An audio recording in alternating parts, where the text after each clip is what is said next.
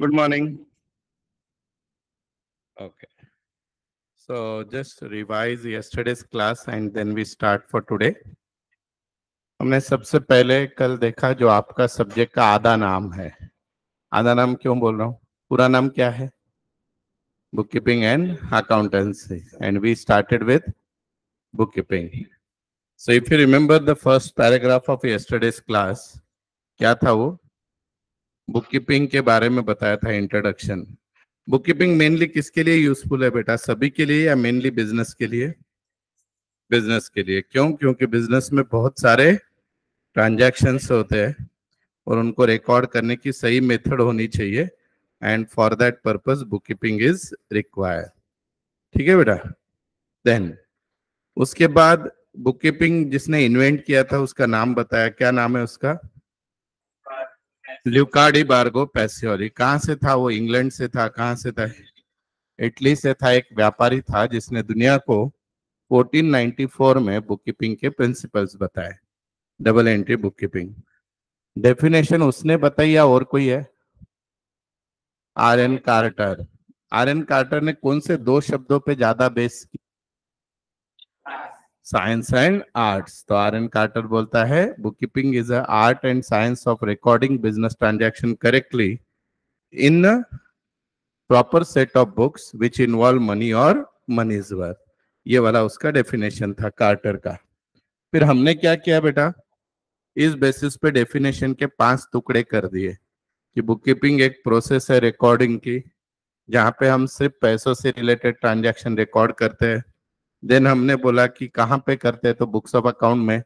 फिर हमने बोला कि ये स्पेसिफिक पीरियड के लिए बनते हैं और फिर हमने बोला आर्ट एंड साइंस। अब आज जो मैं क्वेश्चन का सेकंड पार्ट सिखाने वाला हूँ दैट इज वेरी इंपॉर्टेंट। क्यों? क्योंकि आपको एग्जाम में क्वेश्चन यही आएगा। आज सब लोग लिख लो, फर्स्ट टर्म कॉलेज की फर्स्ट यूनिट टेस्ट यही क्वेश्चन आने वाला है कि what is book keeping and explain the objectives of book keeping. Objectives पूछा तो भी यही लिखना है, इंपॉर्टेंस पूछा तो भी यही लिखना है, एडवांटेजेस पूछा तो भी यही लिखना है, यूटिलिटी पूछा तो भी यही लिखना है, फंक्शंस पूछा तो भी यही लिखना है। तो क्या लिखना है? तो ये वो 13 पॉइंट्स है।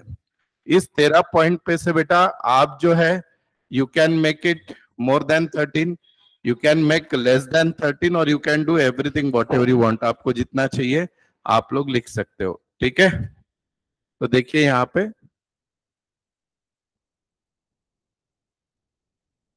Objectives of book keeping. Objectives of book keeping. ठीक है। देखो अभी पहले मैं पूरे एक्सप्लेन कर दूंगा सारे पॉइंट्स एकदम with proper set of examples. Once I finish you all can write it. और उसमें भी है ना इंपॉर्टेंट वर्ड्स के नीचे मैं अंडरलाइन भी कर दूंगा। जब आपको कभी भी क्या है थ्योरी पूरी ऐसे 4-4 5-5 पेजेस याद नहीं रखनी होती बेटा। You just need to remember the keywords. ठीक है। जैसे अभी तक का जितना सीखा है उसमें कीवर्ड था ट्रांजैक्शन, सो मेनी इवेंट्स, फिर बिजनेस, फिर रिकॉर्डिंग, फिर पर्टिकुलर पीरियड, फिर ल्यूकार्डी बार्गो पैसियोली, फिर 1494, फिर R N Carter, art and science. ये इतने कीवर्ड्स थे। अब बेटा आपको क्वेश्चन पूछा कि what is book keeping, explain the objectives. आपको क्वेश्चन पूछा what is book keeping, explain the advantages. आपको क्वेश्चन पूछा what is book keeping, explain the importance. आपको पूछा यूटिलिटी क्या है। तो यही सारे उसके आंसर है। तो एकदम डेप्थ में जाके विथ एग्जाम्पल बताने वाला हूं। आपको जो भी आंसर नहीं समझ में आता है आप मुझे पूछ सकते हो। अभी सुनो, कल शाम में मेरा ऑफिस बंद हुआ और मैंने मैम को बोला कि मैम आज दिन भर में क्या क्या हुआ, हिसाब क्या है। तो हमारे यहाँ पे सिस्टम क्या होता है कि मैम मुझे एक ऐसा एक्सेल शीट बना के भेजती है। दिन भर में 17 लोग इंक्वायरी को आए, 12 लोगों ने एडमिशन लिया, उसमें से 3 लोगों ने फुल फीस भरी, 8 लोगों ने कैश दी और 2 लोगों की फीस क्या की पेंडिंग है। और जिन्होंने कैश भरी वो ये रुपए मैंने इस बैंक में भर दिए, जिन्होंने फुल फीस भरी उनको इतना डिस्काउंट दिया है। और ये लोग है, इनकी ये लिस्ट है और ये बैंक के उनके चेक और एटीएम यूटीआर वगैरह जो है ये सब है। तो अब इतना इमेजिन करो कि मुझे अगर ऐसी पूरी इंफॉर्मेशन रोज मिलती है तो मेरे बिजनेस की हर इंफॉर्मेशन प्रॉपर है या नहीं? But how it is possible? Because she is recording everything properly. तो बुक कीपिंग से आपको रिकॉर्ड कैसा मिलता है? सिस्टमैटिक। और वो रिकॉर्ड कैसा था? हर एक का डिटेल था, यानी क्या था बेटा? कंप्लीट था। और अभी का नहीं, समझो बेटा आपके कोई भाई बहन मेरे पास सीखने के लिए थे आज के 15 साल पहले, और आपने बोला सर माझा दादा तुमच्याकडे 2008 शिकायला होता, त्यावेळेस किती फीस होती? मैं बोल दूंगा भाई उस टाइम पे 5-4,200 रुपया फीस थी और तेरे भाई ने 300 रुपये डुबा दिए थे। Like general. तो माय रिकॉर्ड्स आर व्हाट बेटा? परमानेंट। सो बुक कीपिंग के जो भी रिकॉर्ड्स आप रखते हो वो सालों साल बिजनेस में क्या होते हैं? अवेलेबल होते हैं, because everything is kept in nowadays in a software form. एक पेन ड्राइव में पूरे बिजनेस की जिंदगी बैठ सकती है। So all the records whatever you prepare in the bookkeeping, they are what? Systematic. ऐसे होता है कि आपको मैम ने हाथ पे, आपने बोला 5,000 भरा, मैम ने ऐसे 5 लिख के राउंड कर दिया, ऐसे कुछ हुआ है क्या? सो द रिकॉर्ड इज ऑलवेज, आपको प्रॉपर रिसीट दी जाती है, उसमें डिटेल है, सिग्नेचर है, आपका मोड ऑफ पेमेंट है। So the record are what? Systematic and complete. और साथ ही साथ वो रिकॉर्ड क्या गायब हो जाएंगे क्या? वो क्या रहेंगे बेटा? Permanent. Any time in the life if you come, आज के 10 साल बाद आप सीए बन गए और आए, सर प्लीज बोलो ना मैंने 11th की फीस कितनी भरी, मैं तभी भी बता दूंगा इतनी रुपए भरी। So my records are what बेटा? Permanent. So have you understand the first point? पहला पॉइंट ऑनलाइन स्टूडेंट आपको समझा बेटा? जितने भी ऑनलाइन है आपको समझा बेटा पहला पॉइंट? तो पहले पॉइंट से आप कितने कौन से 3 वर्ड याद रखोगे? Systematic, complete and permanent. अब देखो मैं हूं स्टूडेंट और मुझे है ना ये पता चल गया है कॉमर्स में आने के बाद, thank you Ruchita, thank you Surekha Pawar नाम से जो भी है, मुझे ये पता चल गया कॉमर्स में आने के बाद कि marks are directly proportional with length of the paper. मैं जितना ज्यादा लिखूंगा उतना मार्क मिलेंगे, वो भी definitely it is related to subject. तो मैं ये 1 पॉइंट से 3 पॉइंट बना सकता हूं क्या? नहीं? हाँ या ना? क्या बनेंगे? With the help of bookkeeping, the records prepared are always complete. पहला point. Whatever records we do, they are managed in such a way that all type of information is systematically available. दूसरा point. तीसरा, as the records are kept in the proper form in way by way of software or in the manual way, so that they are easily available for the lifetime. That is what? Permanent. कितने point बन गए मेरे 1 point से? 3 है कि नहीं जादू? तो ये आप पे डिपेंड करता है आंसर को बढ़ाना कैसे, ऑथर कैसे बनना है। But at least you remember the first point. What are the 3 important words? Permanent, systematic and complete. All of you with me? हो क्या सब लोग मेरे साथ? ओके, नाउ सेकंड पॉइंट क्या है? To know the effect of each and every transaction upon the financial position of the business. बेटा ये दोनों पॉइंट में है ना एक वर्ड बहुत इंपॉर्टेंट है, जिसके कारण आप बोलो ये दोनों पॉइंट में सेकंड और थर्ड में कौन सा वर्ड कॉमन है? Financial position. What is the word common in both the point? Financial position. अब बेटा यहाँ पे आज आपको 3 नई चीजें समझने को मिलेगी, ध्यान से सुनना और आंसर भी देना। किसी भी इंसान की फाइनेंशियल पोजीशन अच्छी है या खराब है, ये कैसे पता चलता है? Anybody's financial position is weak और strong, how you come to know? कैसे पता चलती है?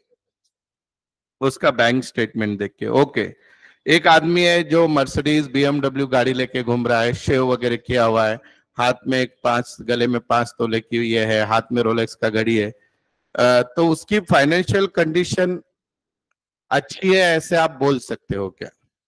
कंफर्म अच्छी है ऐसे बोल सकते हो क्या? नहीं। क्यों? सब तो अच्छा है ना, बात भी अच्छी कर रहा है, फिर क्यों कंफर्म नहीं हो? क्यों नहीं हो कंफर्म? बोलो बोलो, आपका आंसर बराबर है, पर क्यों? क्यों अच्छी नहीं हो बोल रहे हो? बोलो, लॉजिक बताओ बेटा। ऐसे भी हो सकता है ना, सब कर्जे से लिया होगा विजय माल्या के वैसा, है कि नहीं? तो बेटा किसी भी इंसान, आप बैंक में जाते हो लोन लेने के लिए, तो बैंक आपका चेहरा, आप कितना भारी बन के आए हो वो देख के लोन देगा कि क्या बोलेगा आपको? बैंक बोलेगा भाई तेरे फाइनेंशियल, तेरे अकाउंट्स लाके बता, तेरी कंडीशन क्या है देखने दे, पिछले 5 साल में तूने ग्रोथ क्या की है, तेरा प्रॉफिट क्या है, और सबसे इंपॉर्टेंट तेरी फाइनेंशियल पोजीशन क्या है। अब अकाउंट में फाइनेंशियल पोजीशन का मीनिंग समझ लो, आज के बाद जिंदगी भर याद रखना है। समझो बेटा, मेरे सारे क्लासेस पुणे में जितने हैं, मेरा घर, मेरी गाड़ी, सब प्रॉपर्टी की मिलके वैल्यू 20 करोड़ रुपया है, 20 करोड़। और मेरे सर पे कर्जा है 3 करोड़ रुपया। कितना कर्जा है? 3। तो आप बताओ मेरी फाइनेंशियल पोजीशन अच्छी है, खराब है? आपको क्या लगता है? 20 करोड़ की सारी प्रॉपर्टी एसेट है और 3 करोड़ का कर्जा है। So my financial position is good और बैड? ऑनलाइन ऑफलाइन सब लोग बोलो। गुड है। क्यों? क्योंकि कल को मैंने ये इच्छा कर ली, आप लोग पढ़ नहीं रहे हो, गुस्से में आए और सोचा चलो अब हिमालय पे निकल जाते हैं समाधि लेने को, तो भी मेरे घर वाले खुश। 20 करोड़ की प्रॉपर्टी बेच दो, 3 करोड़ दे दो, हाथ में कितने बचेंगे? 17 करोड़। पर समझो दूसरी कंडीशन, पॉइंट ये हो गई पहली सिचुएशन। दूसरी सिचुएशन ऐसी है कि मेरे पास 20 करोड़ की नहीं, 100 करोड़ की प्रॉपर्टी है। कितने की है? 100 करोड़। और सर पे कर्जा है 125 करोड़ का। कितना कर्जा है? 125। अब बताओ मेरी फाइनेंशियल कंडीशन। 20 से 100 करोड़ हो गया ना, बैड कैसे? लोन है ना 125 करोड़, कल को सब बेचा तो भी भीख मांगना ही पड़ेगा। बराबर है? So it is Vijay Mallya in making. बराबर? तो ये फाइनेंशियल कंडीशन खराब है। तो पर ये पता कैसे चलता है? With the help of books of accounts. इसको बेटा अकाउंट में एक वर्ड है, 2 वर्ड है, इसको बोलते हैं, आज के बाद याद रखना ये वर्ड, सॉल्वेंट एंड इंसॉल्वेंट। क्या शब्द है बेटा? बोलो। Solvent and insolvent. आपने कभी सुना है किसी इंसान का दिवाला निकल गया? हाँ, बैंकरप्ट हो गया। दिवाला निकलना, बैंकरप्ट होना यानी क्या बेटा? ये इसको बोलते हैं इंसॉल्वेंट, और सॉल्वेंट इसको बोलते हैं। फर्क समझा? क्या लिखा मैंने? जो भी मैं आपको बोल रहा था, मेरे पास 150 करोड़ या 20 करोड़ की प्रॉपर्टी, जायदाद, ये सब मेरे क्या है बेटा? एसेट है। और लाइबिलिटी यानी क्या? कर्जा। बराबर? मैं देना लगता हूं, जो आना लगता है वो एसेट, जो देना लगता हूं वो लाइबिलिटी। तो बेटा मेरे एसेट 20 करोड़ के थे, लाइबिलिटी 3 करोड़ की थी, तो मैं कौन हूं? बोलो मेरी फाइनेंशियल पोजीशन क्या है बेटा? स्ट्रांग। और अगर मेरे एसेट कम है और लाइबिलिटी ज्यादा है, 100 करोड़ के एसेट थे, 120 करोड़ की लाइबिलिटी, तो मैं कौन हो गया हूं? इंसॉल्वेंट यानी क्या? दिवालिया, यानी बैंकरप्ट। पर ये पता कैसे चलता है? With the help of books of account. तो अभी बेटा यहाँ पे 2 पॉइंट अब आ जाते हैं। फाइनेंशियल पोजीशन वर्ड का इतना डेप्थ मीनिंग आपको समझ गया, आज के बाद याद रहेगा। यहाँ पे भी फाइनेंशियल पोजीशन वर्ड है, यहाँ पे भी फाइनेंशियल पोजीशन दिखा, यहाँ पे था सिस्टमेटिक, कंप्लीट, परमानेंट, ये इंपॉर्टेंट था। अभी ये दोनों में फर्क क्या है समझ के लो। To know the effect of each and every transaction on the financial position of the business. अब एक एग्जांपल देता हूं। समझो बेटा मेरा बिजनेस बहुत अच्छा चल रहा था और मैं उस समय मेरी बिजनेस की जगह रेंट पे थी और साल में प्रॉफिट अच्छा हो रहा था 50 लाख। अब मुझे क्या सूझी पता नहीं, मैंने खुद की जगह बिकत ले ली और मैंने जगह ले ली 10 करोड़ की बिकत। और अब उसका ईएमआई चालू हो गया हर महीने 10 लाख। पहले सिर्फ 50,000 भाड़ा देना पड़ता था। तो अब मैंने लोन लेने के कारण जगह तो मेरी हो गई, लेकिन मेरी कैश की पोजीशन हर महीना अच्छी हो गया, खराब हो जाएगी। मुझे हफ्ता भरना है बैंक का, तो मेरी कैश की कंडीशन कैसी होगी? अच्छी हो जाएगी या क्रंच होगा? क्रंच होगा। तो ये इम्पैक्ट आपको हर महीना हो गया, मैं परेशान 25 तारीख से पैसा कहां से आएगा, पैसा नेक्स्ट 1 तारीख को ईएमआई कहां से जाएगा? क्यों? क्योंकि मैंने औकात से ज्यादा लोन ले लिया और लोन लेने के कारण मेरी फाइनेंशियल कंडीशन क्या हो गई?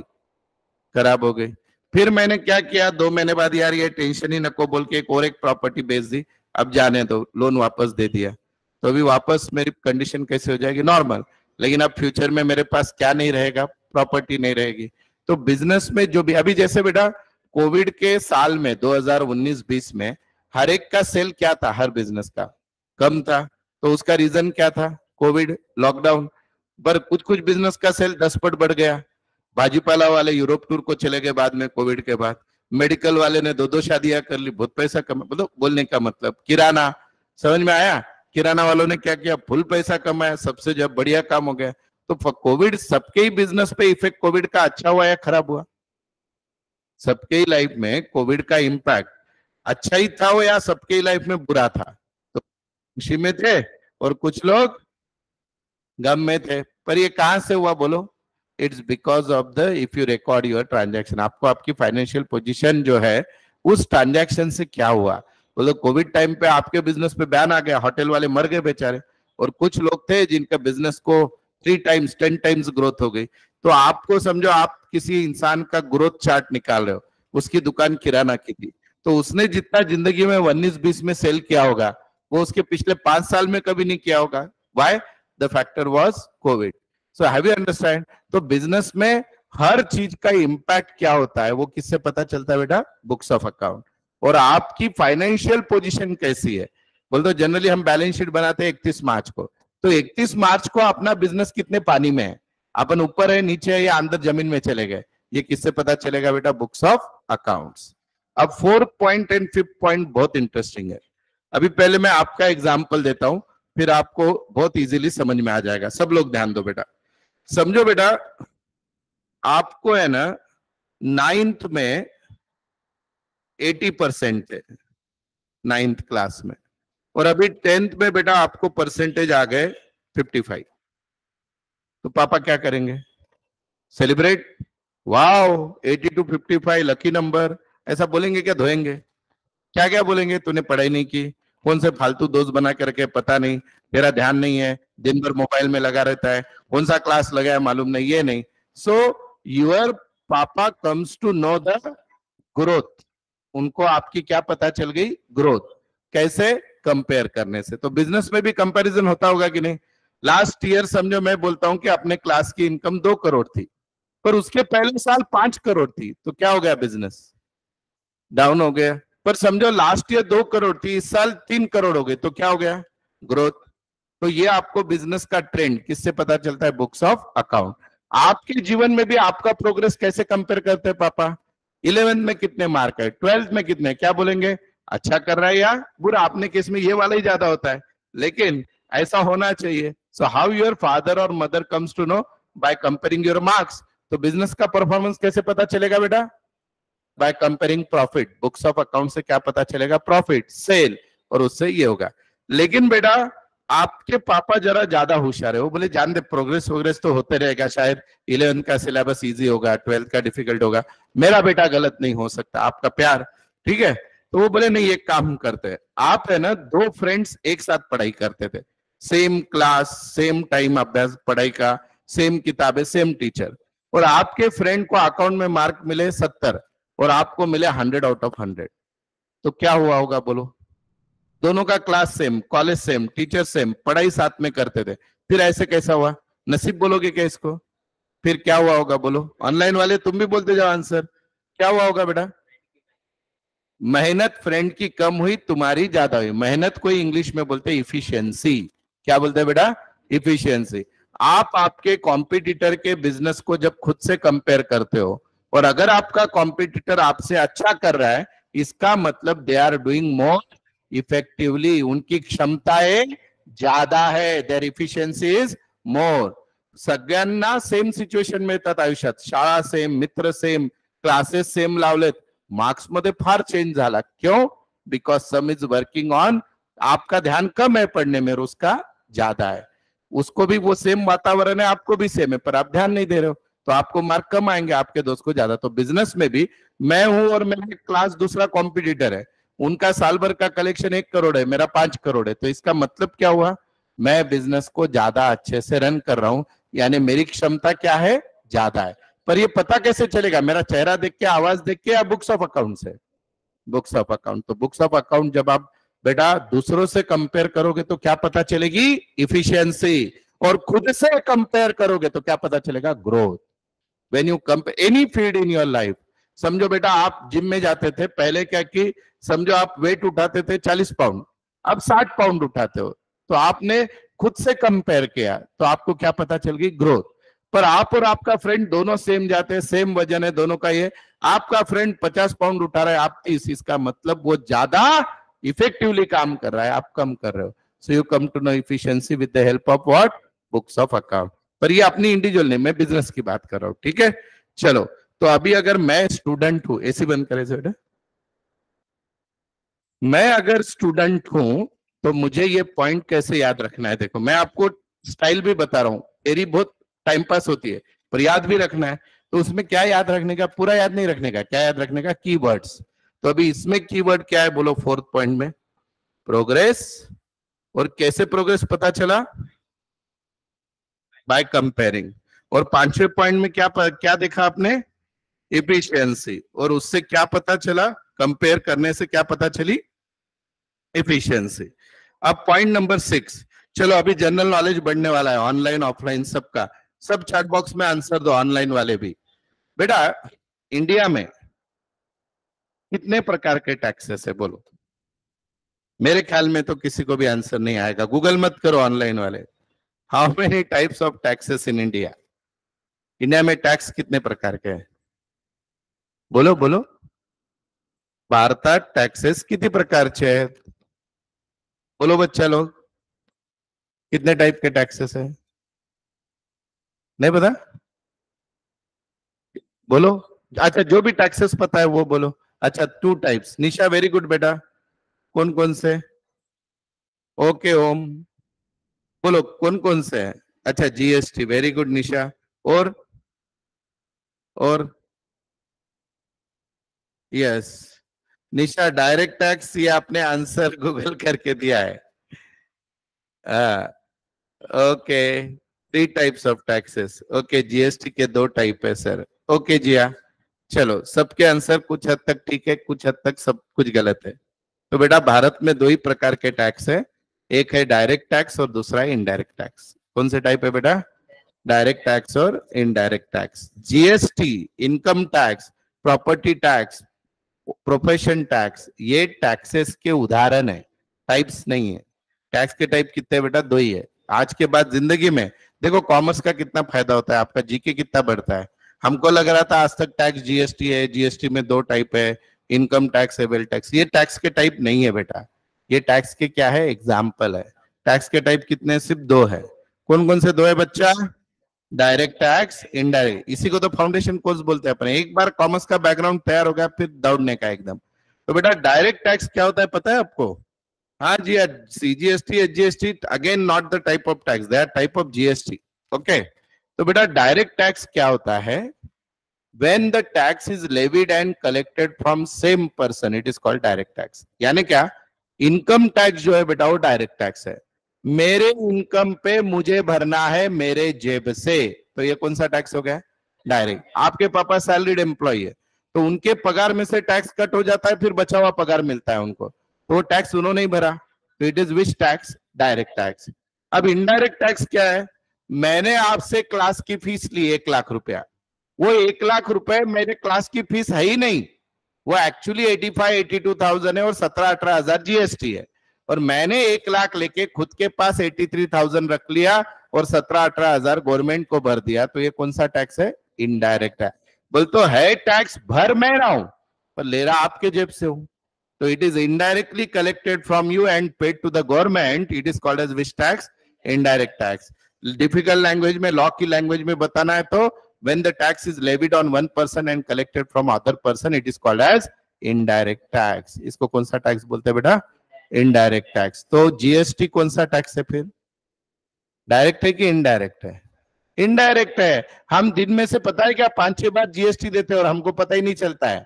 आपने मोबाइल रिचार्ज किया उसमें आ गया जीएसटी, आपने क्या कि बेटा कोई चीज ली उसमें आ गया जीएसटी, क्लास की फीस भरी आ गया जीएसटी, जहां जहां आप पैसे खर्च कर रहे हो, most of the mobile purchase किया क्या गया उसमें, जीएसटी।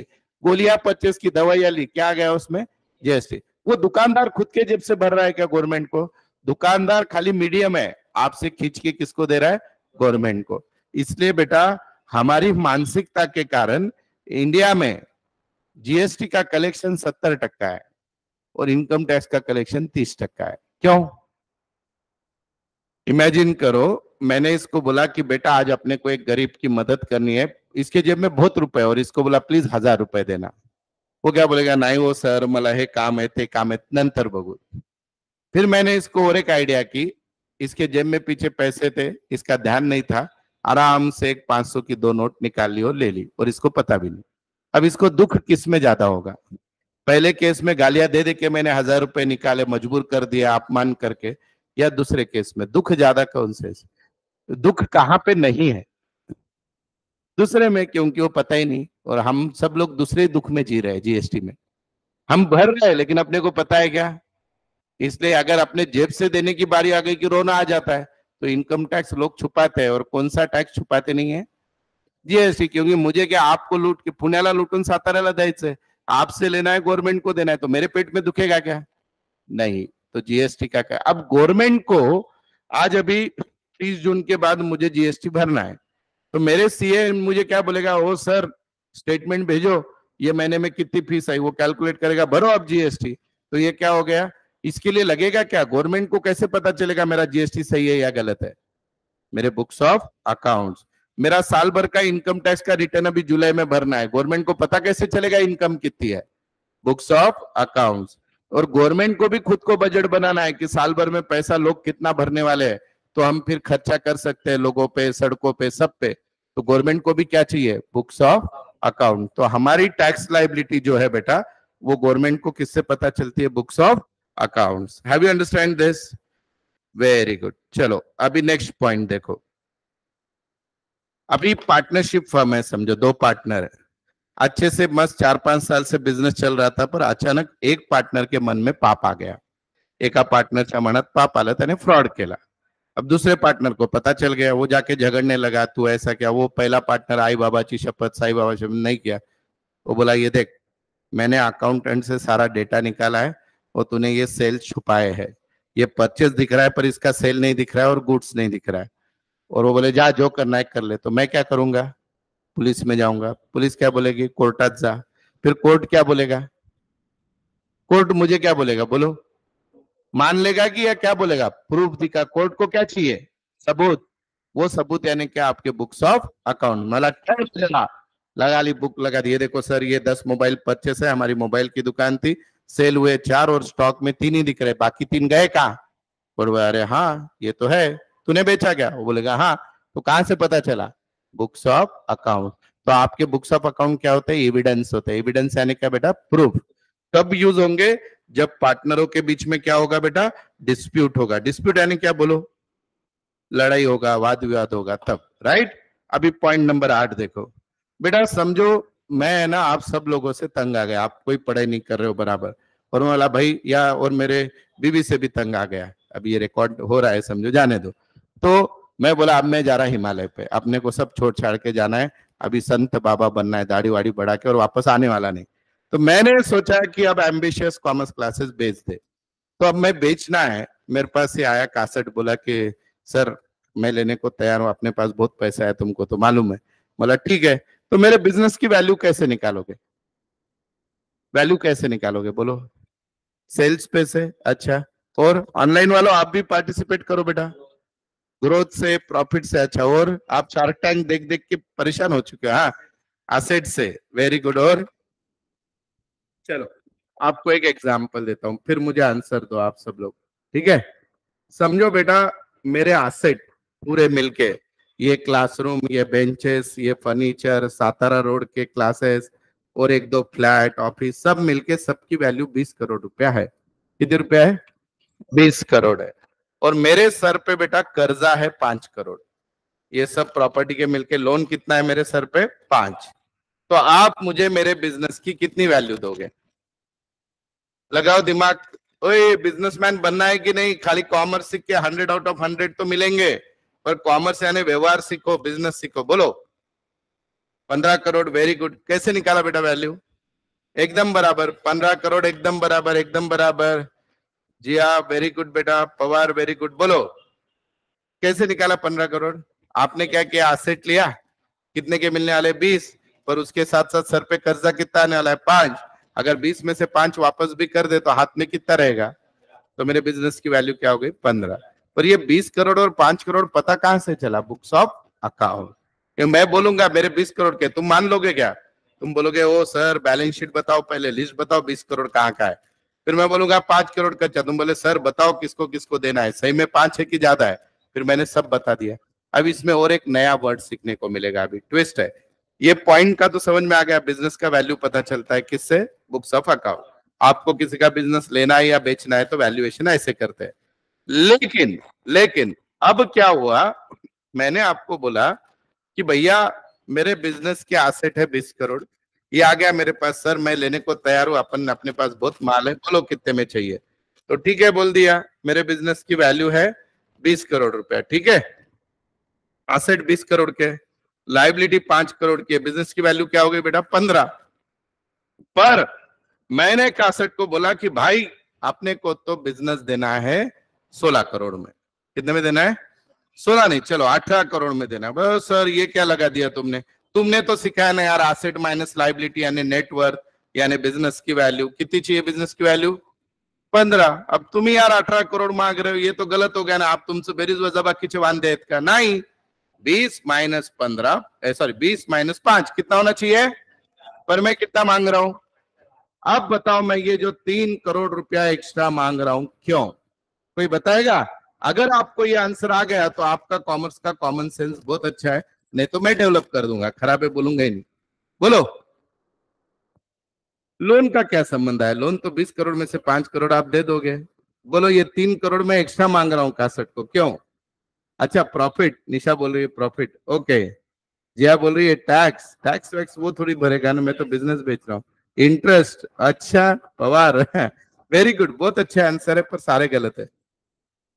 बोलो बोलो, अरे बोलो, अरे बेटा मैं जो एक्स्ट्रा पैसा आपको मांग रहा हूं, मैं कासट को बोलूंगा भाई मेरे तेरा सब बराबर है, 20 में से 15 5 गया 15, लेकिन तुझे सब फुकट मिल रहा है ना, मेरे 20 साल की मेहनत है, यहाँ पे तुझे आते ही गद्दी पे बैठते लगे पैसा आना चालू हो जाएगा, क्योंकि मैंने बिजनेस में क्या किया है, बोलो नाम, क्या किया है, नाम। अभी आज समझो, आज घर पे गए आप, अचानक एक बोर्ड का लेटर आ गया महाराष्ट्र बोर्ड का, आप सबके 10-10% बढ़ गए अचानक, और आप फिर खुश, पापा मम्मी भी खुश, अरे वाह वाह वाह वाह वाह, बोले जा पेड़ गए उन्हें, सामने 2 दुकान है, एक सादा स्वीट मार्ट है, दूसरा चिते बंधु है, किससे लाओगे, क्यों तुम्हारा रिश्तेदार है वो, चिते से क्यों लाओगे, बोलो बोला, बड़ा नाम है, अच्छा प्रोडक्ट है, तो नाम के पैसे होते हैं कि नहीं, उसको गुडविल बोलते हैं।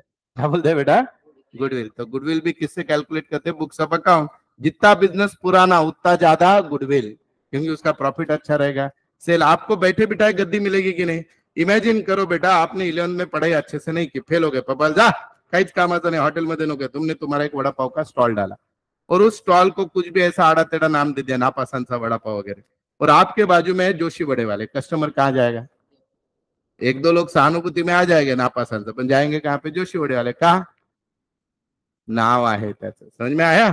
सो बिजनेस में नाम का भी पैसा कैलकुलेट होता है, वो भी किससे निकलेगा, books of account. Have you understand this point, मजा आया, नई नई चीजें समझ रहे कि नहीं, आज तक पता थी क्या, ये टैक्स के प्रकार पता थे क्या, वेरी गुड। आगे, आज के बाद कॉमर्स की लैंग्वेज में बात करने का, किसको फकाट है, गरीब है, पैसा डुबाता है नहीं बोलने का, बैंक करप्ट बोलने का, इंसॉल्वेंट बोलने का, उसको नहीं समझेगा, समझे जब तक तो अपन निकल जाएंगे वहां से, हैं? उसके बाद आगे पॉइंट नंबर 9, पॉइंट नंबर 9 में इंपॉर्टेंट शब्द है बेटा लेंडर्स, ये तो बिजनेस बॉट और सोल्ड का वैल्यू, लेंडर्स यानी क्या बोलो बेटा, लेंडर्स और क्रेडिट वर्थीनेस, दो शब्द इंपॉर्टेंट है। Anybody knows the meaning of word lenders, online वालों आप भी बताओ बेटा, लेंडर्स म्हणजे काय, one you gives the money, यानी हमको जो कर्जा देता है, यानी कौन, इन शॉर्ट बैंक, या पर्सनल रिश्तेदार भाई दोस्त, ये सब हमारे मनी लेंडर्स है। मनी लेंडर यानी साहूकार जो अपने को कर्जा देता है। अब बेटा कोई भी व्यक्ति अपने को जो कर्जा देता है वो किस बेस पे देता है बोलो, मैं बैंक में बहुत सज धज के गया, एकदम अच्छे से मैनेजर को गिफ्ट लेके गया, बाजू में बैठ गया, बहुत मीठी मीठी बातें की, मुझे कर्जा मिलेगा क्या, मैनेजर क्या करेगा, बुक्स ऑफ अकाउंट चेक करेगा, फिर उससे वो क्या चेक करेगा, बैलेंस शीट देखेगा, एसेट लाइबिलिटी देखेगा, इनकम देखेगा, बराबर है, और उससे उसको पता चलेगी क्या, मेरी औकात, औकात को क्या बोलते हैं, क्रेडिट वर्थीनेस। यानी क्या बेटा, मैं कर्जा 10 करोड़ का मांग रहा हूं और मेरी बुक्स ऑफ अकाउंट बता रही इसकी लायकी 3 करोड़ की भी नहीं है, तो बैंक मुझे मेरा चेहरा देख के 10 करोड़ का देगी क्या लोन, बैंक बोलेगी भाई तेरा प्रॉफिट ही पिछले 10 साल में 10 लाख नहीं है, तो ईएमआई 50,000 से ऊपर नहीं भर सकता, तुझे 5 करोड़ का लोन दूं कहां से मैं, तो बैंक ने मेरी क्या कैलकुलेट की, औकात यानी क्या, क्रेडिट वर्थीनेस। तो आज के बाद हम किसी को भी पैसा नहीं है तो क्या बोलोगे? अच्छा, आपको आपके लाइफ का एग्जाम्पल देता हूँ। समझो बेटा, हम दोनों दोस्त है, पिछले 5 साल से दोस्त है, और इसने जिंदगी में कभी मेरे जेब में 100 रुपए से ज्यादा देखे नहीं। मैक्सिमम बड़ी नोट मेरे जेब में कौन सी देखी? 100। और मैं ये बहुत करोड़पति दोस्त है मेरा, और इसके जेब में है हमेशा 500, 2000, 5000। बोला भाऊ एक 500 रुपए देना, लगेज दे। तो ये देना चाहिए या नहीं देना चाहिए इसने मुझे? दोस्ती वगैरह नहीं, कॉमन सेंस बोलो। नहीं देना चाहिए, क्योंकि मेरी हाईएस्ट औकात 100 की है, और मैं इसको मांग कितना रहा हूं? मैं मर भी जाऊं तो वापस नहीं कर पाऊंगा। तो ये बोलेगा ए बावड़िया तुझे औकात नहीं है, बोलेगा कि नहीं? ये बोलेगा ज्यादा से ज्यादा देख, तुझे मैं 100 रुपया दे सकता हूँ। क्यों? क्योंकि मैंने तेरे पास ज्यादा से ज्यादा कितना देखा है? 100। तो that is called credit worthiness. Have you understand the meaning of it? समझा या नहीं? पक्के से? चलो आगे पढ़ते हैं नेक्स्ट। इसके बाद देखिए अभी क्या है। The investor can decide whether to invest or not in a particular business based on the studying books of account. आप देखते हो शेयर मार्केट में लोग अचानक एक आधे कंपनी के रेट बढ़ते हैं, एक आधे कंपनी के रेट गिरते हैं, तो वो इन्वेस्टर को क्या सपना गिरता है क्या? वो क्या चेक करते हैं? Books of account. आपने अगर गलती से सीएनबीसी चैनल लगाया, अच्छे चैनल भी देखा करो, तो उसमें है ना, अभी 30 जून होते ही सारे कंपनी का क्वार्टरली डेटा आता है। इस 3 महीने में सेल कितना हुआ, प्रॉफिट कितना हुआ, पिछले क्वार्टर से बढ़ गया कम हो गया, कंपेयर करके डेटा आता है। जैसे ही जो कंपनी के आपको सेल प्रॉफिट ज्यादा दिखेंगे, यानी उस कंपनी का प्रॉफिट अच्छा होने वाला है, हर आदमी वो कंपनी के शेयर लेगा, तो शेयर मार्केट क्या होगा? बढ़ेगा। कल निफ्टी आज तक के हाईएस्ट रिकॉर्ड पे गया। क्यों? क्योंकि वर्ल्ड मार्केट भी अच्छा था, गवर्नमेंट स्टेबल आ गई इंडिया में, फिर उसके कारण इन्वेस्टर को क्या लगता है कि अभी ग्रोथ होगी, तो ग्रोथ होगी तो हर आदमी शेयर खरीदी कर रहा है, तो मार्केट क्या हो रहा है? बढ़ेगा। Have you understand?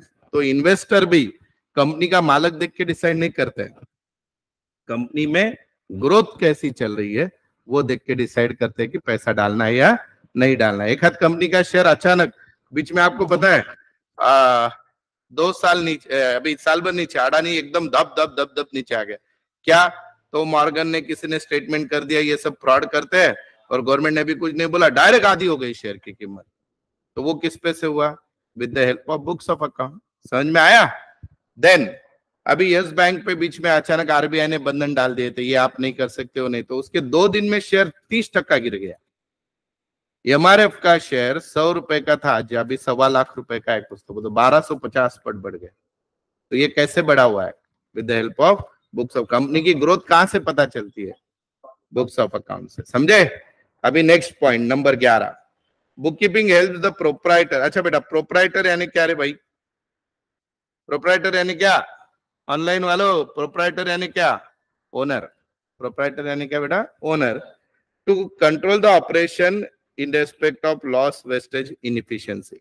समझो बेटा, अपने 5 ब्रांचेस थे इसके पहले, और 5 ब्रांचेस में समझो अपना जो सातारा रोड का ब्रांच है उसका प्रॉफिट 1 करोड़ है, तिलक रोड का ब्रांच का प्रॉफिट 1.5 करोड़ है, 2.5 करोड़, हड़पसर का एक 50 लाख है, 3 करोड़, और सिंहगढ़ रोड और वारजे के ब्रांच का लॉस 25-25 लाख है। तो ये मैंने डेटाबेस मेरे बुक्स ऑफ अकाउंट से निकाला। अब अगर मुझे मेरे बिजनेस को लॉसेस कम करना है तो मैंने क्या करना चाहिए? सिंपल डिसीजन मेरा क्या होना चाहिए? वारजे और सिंहगढ़ रोड को बंद कर देना चाहिए। पर बंद करने के पहले मैंने एक बार देखना चाहिए कि क्यों लॉसेस हो रहे हैं।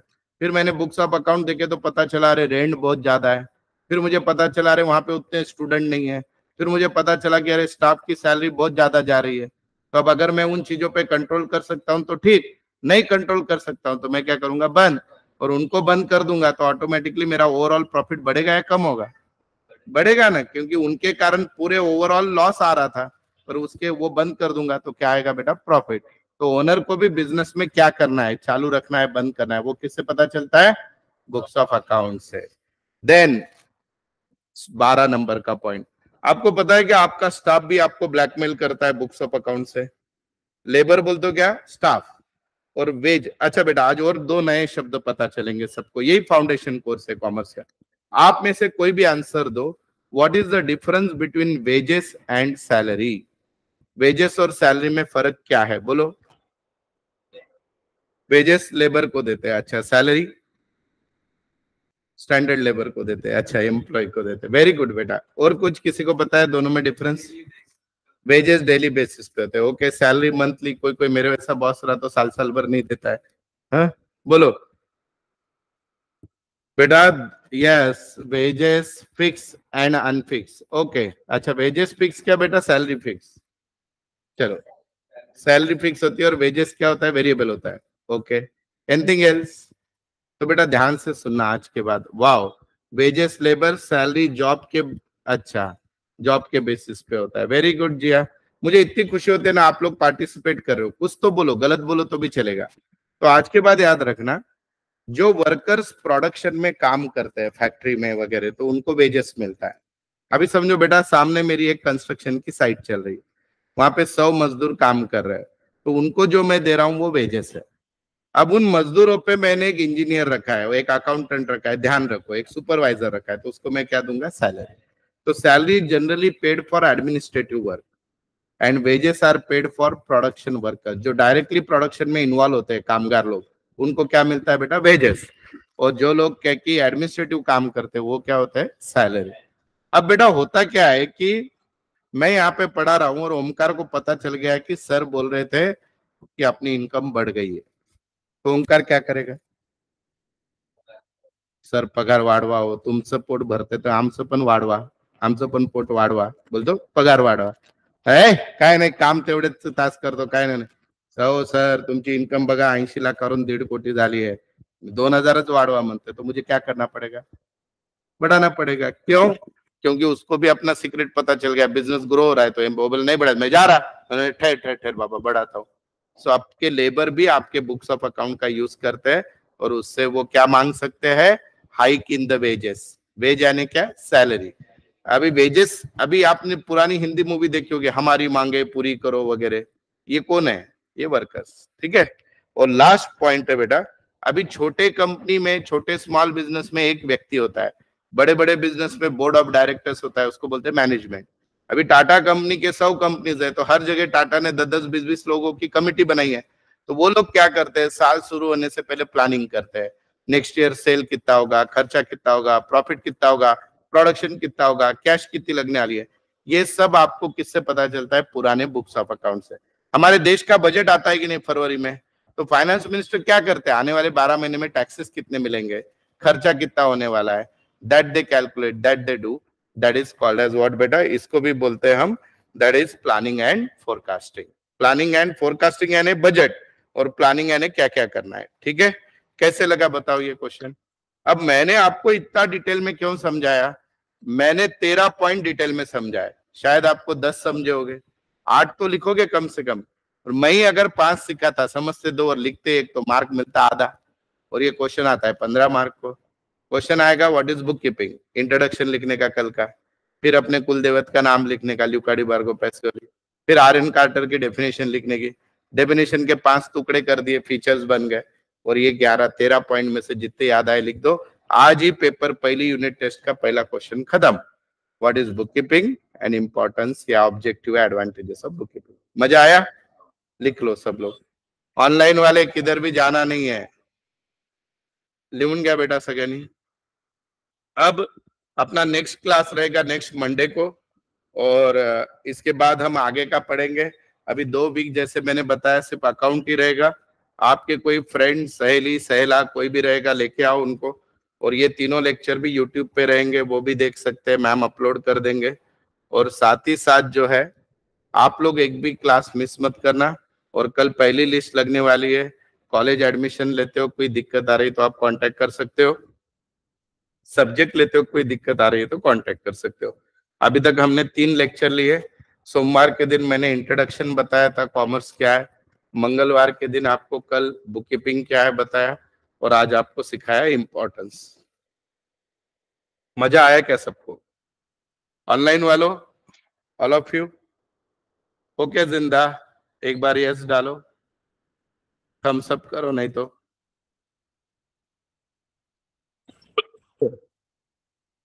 क्लासेस 2 बैच में चलता है। सुबह सातारा रोड पे होता है, अभी तो भी सोम मंगल बुध 8 से 9, और 9:15 से 10:15 जो है बेटा, ये होता है यहाँ पे आपके तिलक रोड पे। आगे चल के जब कॉलेज चालू हो जाएंगे 15 जुलाई के बाद, तो 2-2 बैचेस हो जाती है सुबह शाम।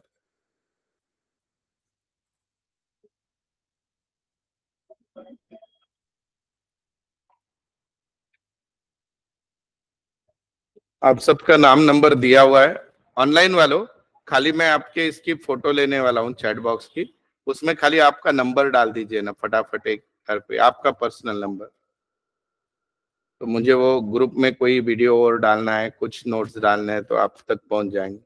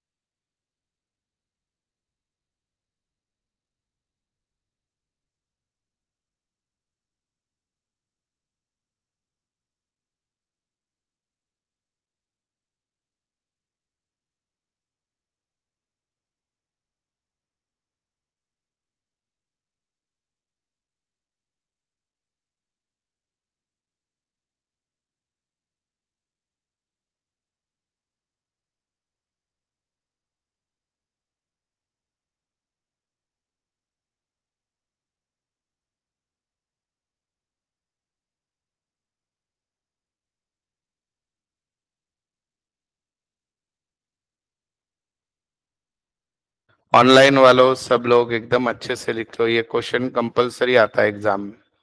Do it properly.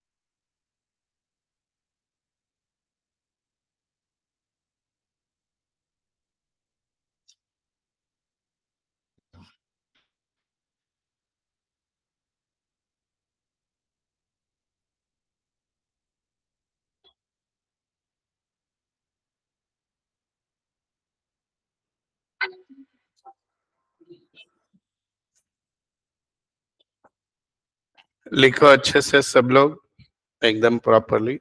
हो जाए तब बता देना। पर ये क्वेश्चन इस हफ्ते भर में तीनों वीडियो एक एक बार देख लेना। आपके जितने भी फ्रेंड्स हैं जो अभी भी नहीं ज्वाइन किए, उनको भी बोल